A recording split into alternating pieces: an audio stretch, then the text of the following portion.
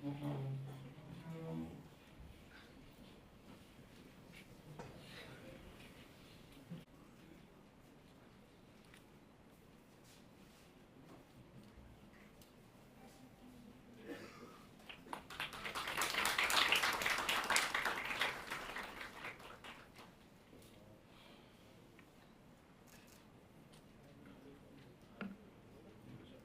अनुरोध करता हूँ माननीय मुख्यमंत्री जी से कि प्रेस वार्ता को इस विषय पे संबोधित करें। धन्यवाद।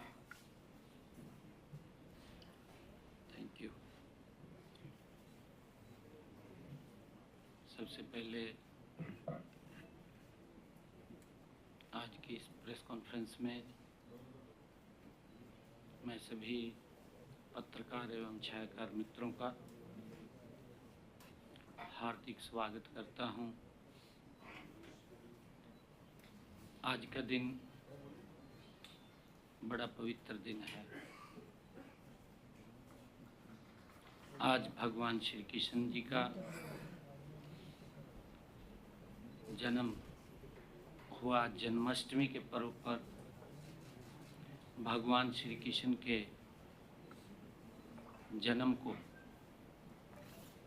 पूरी दुनिया के अंदर हर्षोल्लास के साथ मनाते हैं सभी श्रद्धालुगण। भगवान श्री कृष्ण का जीवन, जो उनसे हमें प्रेरणा मिलती है, उनसे प्रेरणा मिलती है व्यक्ति कितना भी ऊंचा हो, गरीब व्यक्ति को गले लगाने का वो प्रेरणा जो भगवान श्री कृष्ण और सुदामा जी की एक बड़ा मार्मिक चित्रण कि गरीब व्यक्ति को कैसे सशक्त मजबूत किया जाए। मैं भगवान श्री कृष्ण जन्माष्टमी की पूरे प्रदेशवासियों को, देशवासियों को बहुत बहुत हार्दिक बधाई और शुभकामनाएं देता हूं। आज भारतीय राजनीति के पुरोधा जो अपनी एक शैली में लोकसभा में भी विपक्ष को शांत कर देते थे, जिन्होंने भारतीय राजनीति के एक आयाम को बदल दिया, जिस पुरोधा ने आजादी के बाद भारत की मजबूत विकास की नींव रखी, ऐसे महान पुरोधा श्रद्धेय अटल बिहारी वाजपेयी जी की भी आज पुण्यतिथि है। हमने उनको नमन किया है, उनको याद किया है और आज का यह आयोजन अपने परिवार के सदस्य की मृत्यु से प्रभावित लोगों को राहत पहुंचाने के लिए आज ये किया गया है। मुख्यमंत्री जो दयालु योजना है, पंडित दीनदयाल उपाध्याय योजना के तहत उनको आर्थिक सहायता पहुंचाई जाती है। मेरा ये मानना है कि एक लोकतांत्रिक सरकार को सभी नागरिकों के दुख दर्द व पीड़ा को उसी प्रकार करने की प्रयास करना चाहिए जिस प्रकार परिवार का मुखिया सभी सदस्यों की देखभाल करता है। इसी भाव से हमने उन सभी लोगों को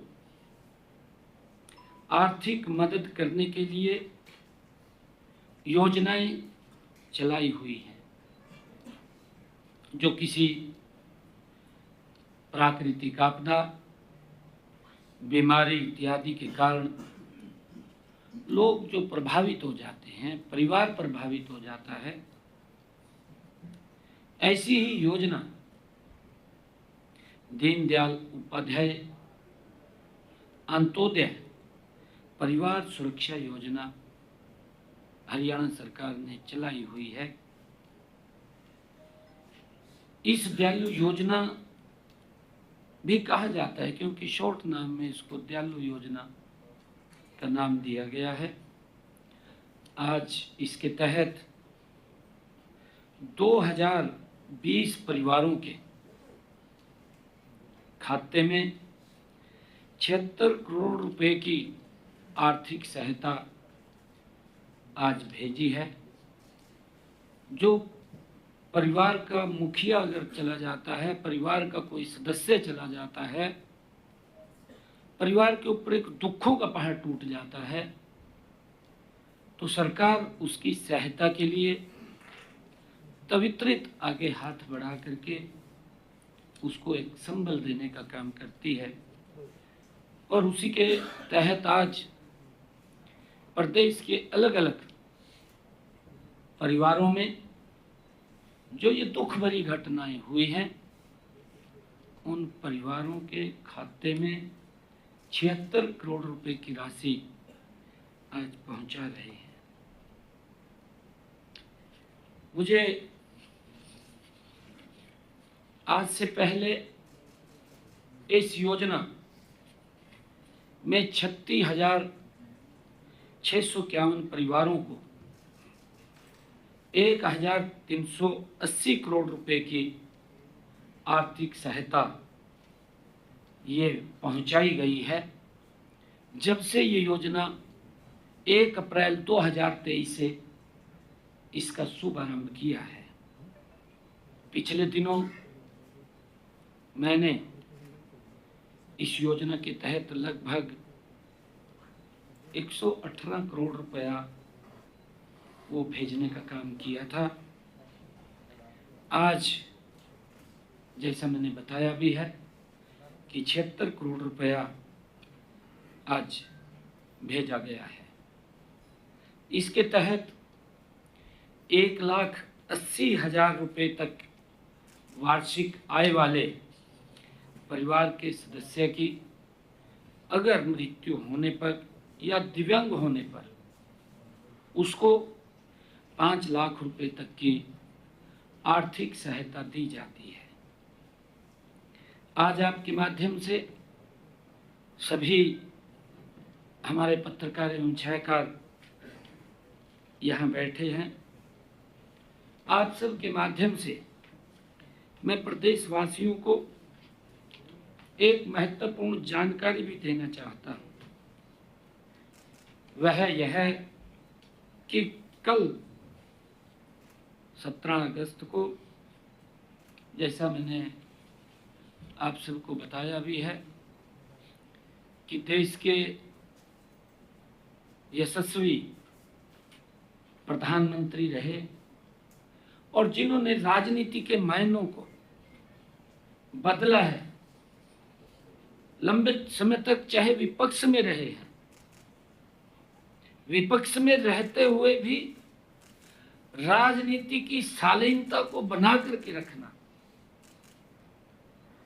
विपक्ष में रहते हुए अगर सरकार कोई जनता की आवाज के विरुद्ध काम करती थी तो उसको अपनी भाषा के अंदर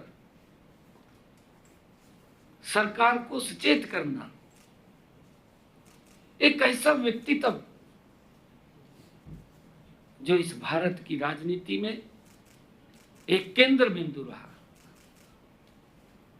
परंतु दुर्भाग्यपूर्ण है आज का विपक्ष।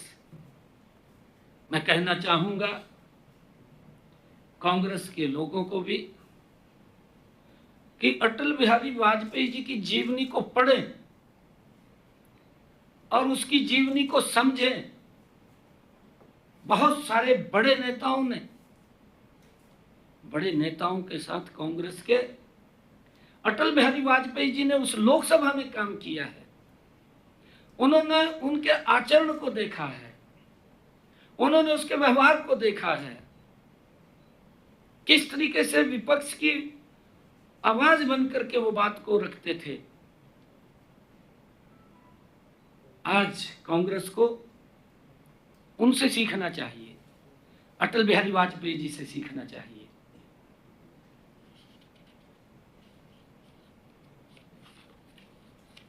माननीय प्रधानमंत्री जी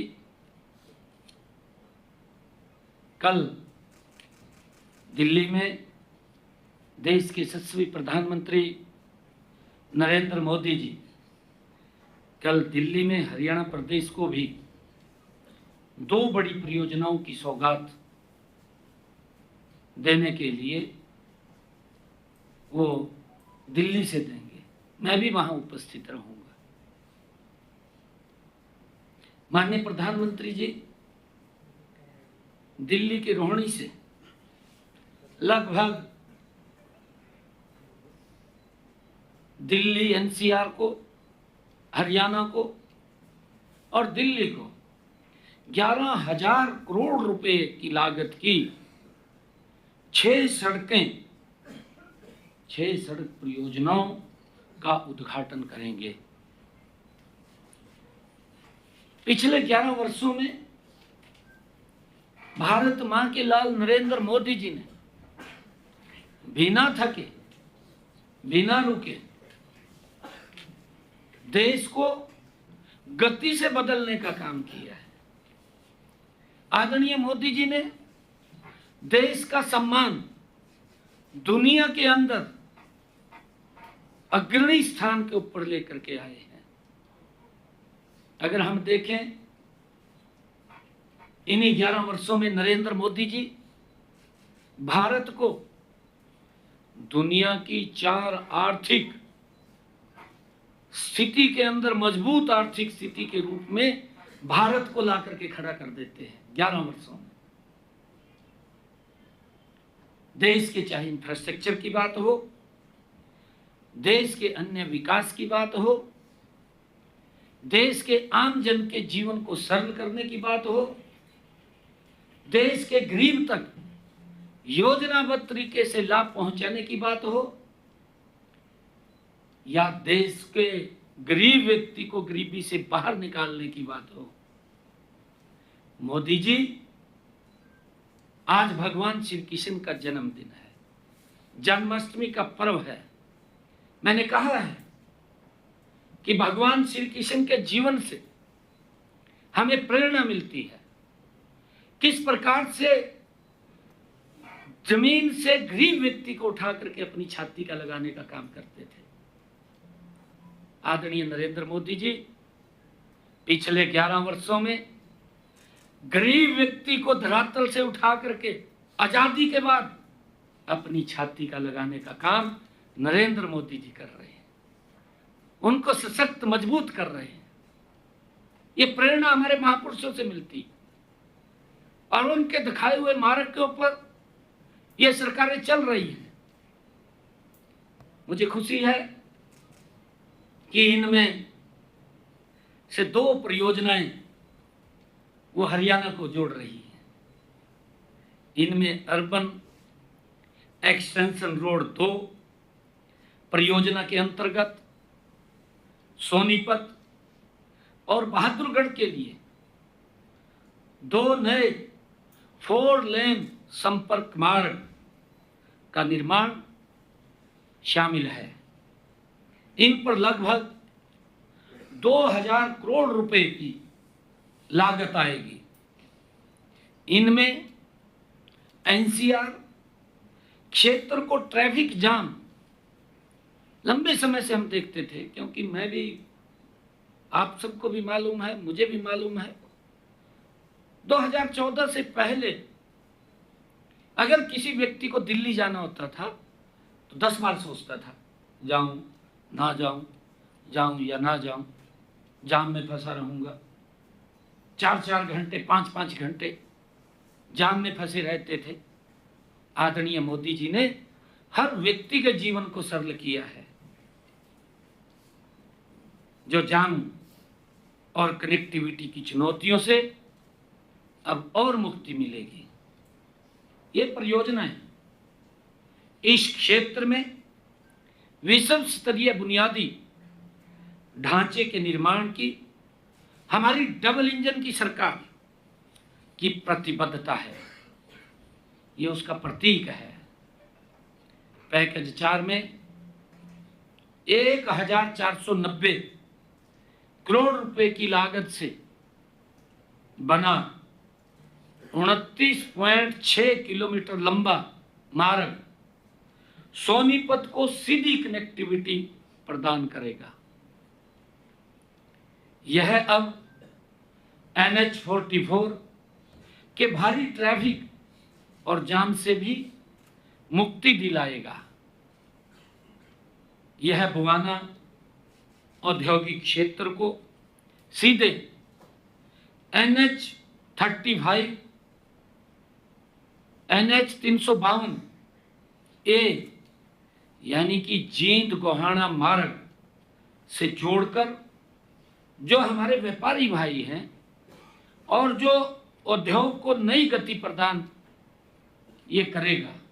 हमारे औद्योगिक क्षेत्र में काम करने वाले लोग हैं, उनके जीवन को एक सरल सुगम बनाने का काम हमारी इस कनेक्टिविटी से होगा, जिसको हमारे हरियाणा को लाभ मिलेगा।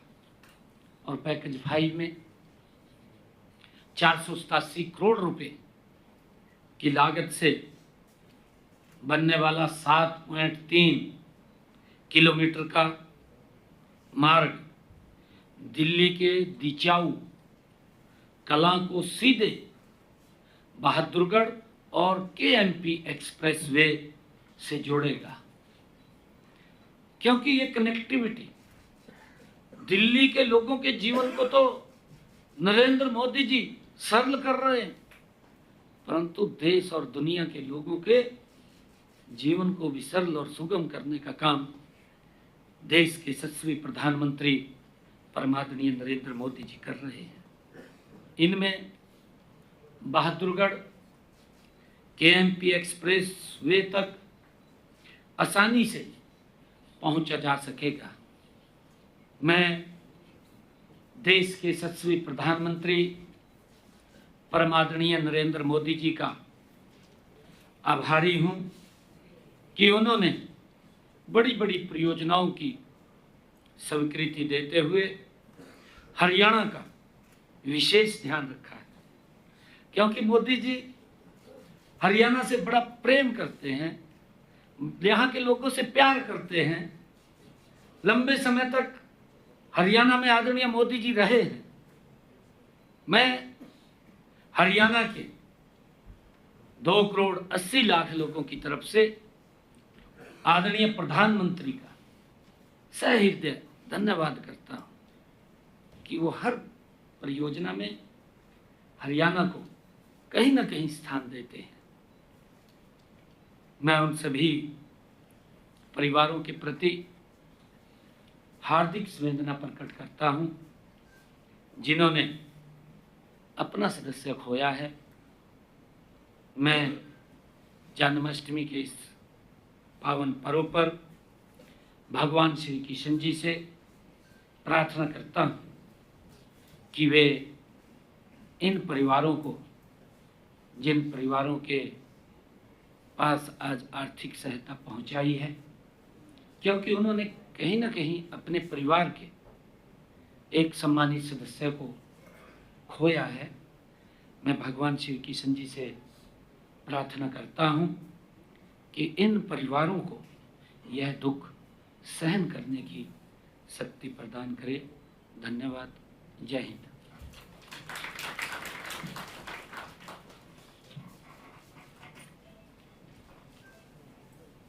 ठीक है जी। बहुत बहुत धन्यवाद। कोई सवाल किसी का? कृपा करके आज जल्दी है सुबह सुबह इस प्रेस कॉन्फ्रेंस। सीएम साहब, सुप्रीम कोर्ट जिस तरह से स्टे डॉग्स को लेकर आगे दिशा में बढ़ रहा है, क्या हरियाणा में भी कुछ इस दिशा में किया जा रहा है सर? नहीं, देखिए, क्योंकि माननीय सुप्रीम कोर्ट के जो आदेश होते हैं, सरकार का दायित्व तो उसका पालन करना है। जैसे भी आदेश आएंगे तो हमें उसका पालन तो करना ही सरकार का तो दायित्व है कि संविधान की रक्षा करना, संविधान के अनुरूप चलना। ये तो कांग्रेस की प्रवृत्ति में है कि संविधान के फर्चके उड़ा देना, संविधान को तार तार कर देना। संविधान को तार तार भी कर देंगे, श्रद्धेय डॉक्टर भीमराव अंबेडकर जी की उस वाणी को, उस कलम को जिसने ये पवित्र संविधान संजोया है, उस पवित्र संविधान को तार तार भी कर देंगे और फिर खड़े कहीं जाएंगे कहा संविधान को खतरा है। ये कांग्रेस की नीति, अब समझ चुके हैं। कांग्रेस का वजूद नहीं रहा, कोई भी कांग्रेस का कोई वजूद नहीं रहा। कांग्रेस के नेता बड़े फ्रस्ट्रेशन में आ गए। फ्रस्ट्रेशन में इसलिए आ गए क्योंकि कई रास्ते जो भ्रष्टाचार के थे मोदी जी ने बंद कर दिए। अब इनको लग रहा है भी कैसे खुलेंगे। बोलते हैं कहा सीधा चुनाव कराए तो फलाना करा दो, बोलते रहते हैं, कुछ नहीं बढ़ने वाला है।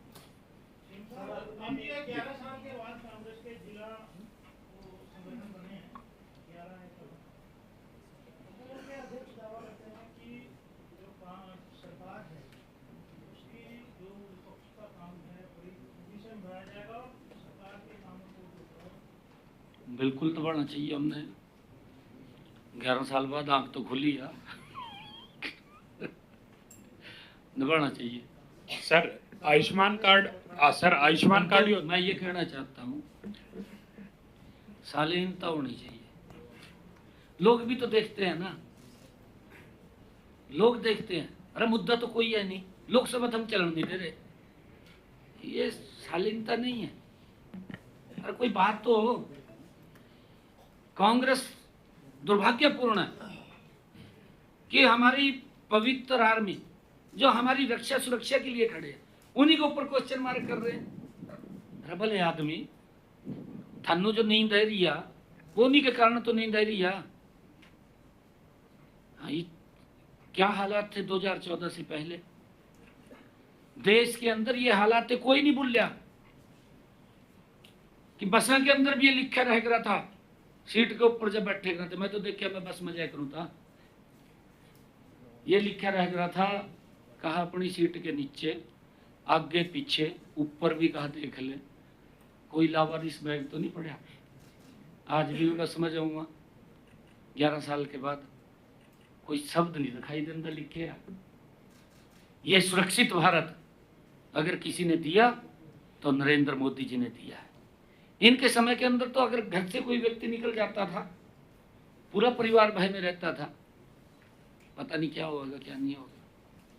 किस प्रकार से आतंकवादी आते थे, काम करके चले जाते थे। नहीं भूल रहे हैं देश के लोग। इन्होंने देश को कमजोर करने का काम कांग्रेस ने किया है, उस गति से नहीं बढ़ पाया जो सपना हमारे क्रांतिकारी वीरों का था। कल हमने स्वतंत्रता दिवस मनाया है। हमने क्रांतिकारी वीरों को, उन शहीदों को याद किया है जिनके कारण हम बैठे हैं। कांग्रेस ने कभी उनके सम्मान के अनुरूप काम नहीं किया। मोदी जी है ना कर रहे हैं। सर कल एक सर आपने सीएम साहब, बड़ा एक्शन लिया सीएम था। साहब, सर भिवानी एसपी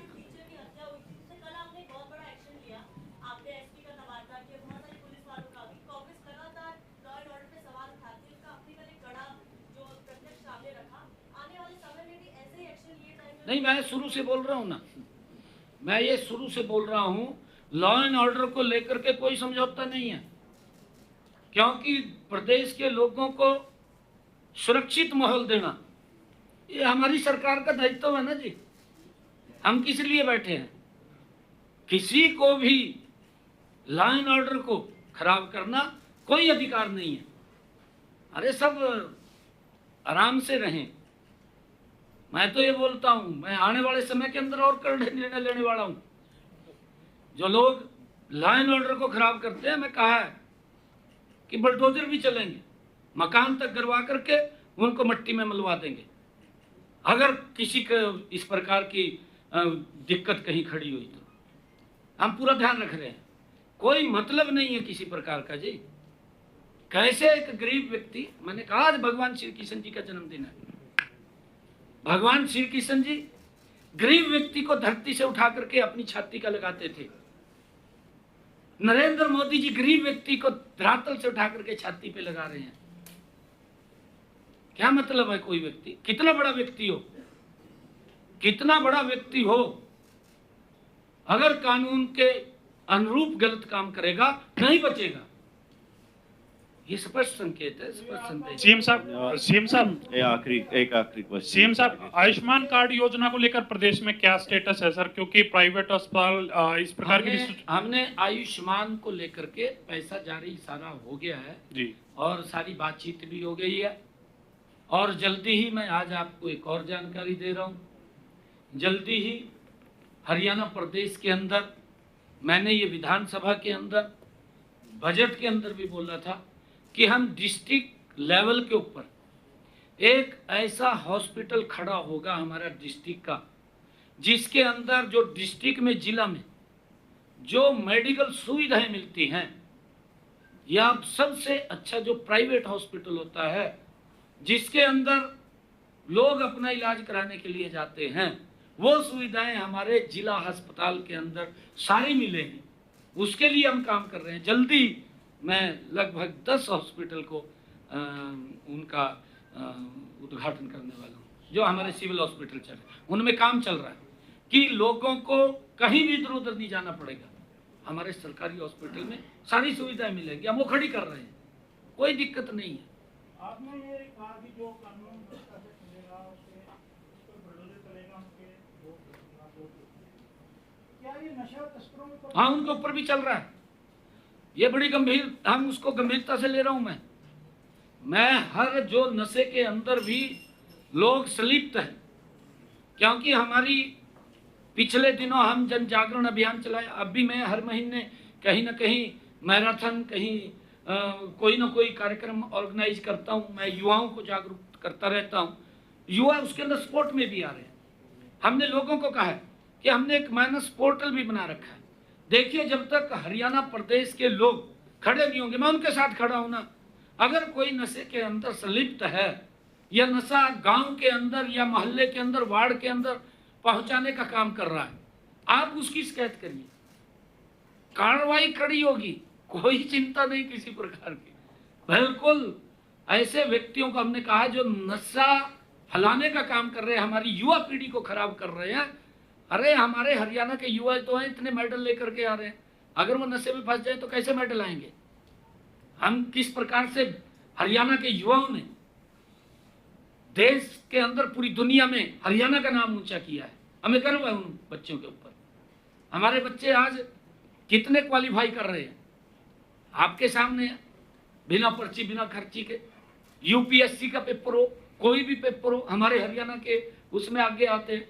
हमने कहा है कि कोई हमारा बच्चा, कोई भी ऐसा व्यक्ति, शरारती व्यक्ति, वो अपने काम को छोड़ दे, हमारे युवा को खराब मत करे, नहीं तो हम कार्रवाई करेंगे उसके खिलाफ। सीएम साहब कर रहे हैं। सीएम साहब रोबोट वाड्रा पंचकूला आए थे नाडा साइड गुरुद्वारे में अभी 2 दिन पहले। उनका ये कहना था कि बीजेपी जिस तरीके से चुनाव आयोग का गलत इस्तेमाल कर रही है, फर्जी वोटर पर जो जिसको आरोप लगा रहे थे, वो कह रहे हैं कि राहुल गांधी और प्रियंका गांधी देश को समझाने का प्रयास कर रहे हैं, देश को जागरूक होने की जरूरत है, क्योंकि आपकी सरकार पर पार्टी पर आरोप लगाया रोबोट वाड्रा ने। पंचकूला आए थे सर। देखिए, मोदी जी ने बिल्कुल ट्रांसपेरेंसी तरीके से काम कर रहे हैं। ये तो ये कह रहे हैं कि हाँ पहले वाला सिस्टम आ जा, और ठप्पे वाला। इनका तो ये था भी वोटानों अपना इधर उधर करके घोषणा करवा देते, कहा ये जीत गया। ये चोरी तो ये करते थे, ये लोग चोरी करते थे वोटों की, वो चोरी बंद करी मोदी ने। ट्रांसपेरेंसी, हमारे हरियाणा का उदाहरण देख लो आप। अरे हमारी सीटें 250, 300 400, 700, 1000, 10 सीटें तो ऐसी हैं जो कांग्रेस 300 से जीतती है।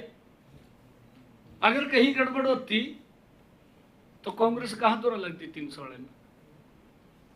300 को न सोचना चाहिए। उल्टा साहब भी राहुल गांधी के उसमें आवाज में लेकर कह रहे, वो भी कह रहे हैं सर। हाँ कहा बेल्ट पेपर होना चाहिए। ये वो क्या करें भाई, विपक्ष मरिया पड़ा करते जान ही नहीं है। झूठ नो इस तरह फैलाते हैं। नहीं तो बेचारे ने समय थोड़ा नहीं दिया देश ने। 55 साल का समय कांग्रेस को दिया देश ने। 55 साल के अंदर सरकार रिटायरमेंट कर देती है। अरे अब तो कहा सांप निकल गया ना, लकीर नु पीट रहे हैं। सांप तो निकल लिया ना, लकीर पीट रहे तो ने, इनके पल्ले ही कुछ नहीं रहा। ये तो नकार दिए देश ने नकार दिए। झूठ थोड़ा बहुत चल जा, थोड़ा बहुत बात में आ जा, फिर लोग समझ जा, परंतु अब इनका झूठ भी बिकने वाला नहीं है। मैं आज ये बात कह रहा हूँ, जिस प्रकार का इनका व्यवहार लोकसभा के अंदर है या कहीं अन्य मुद्दों के ऊपर है, जो ये गढ़ करके लेके आते हैं मुद्दे, वो सारा झूठ का पलिंदा होता है। लेवा तो है ने उसको डेंट पेंट करके भी बढ़िया तरीके से लोगों के आगे पेश करते हैं।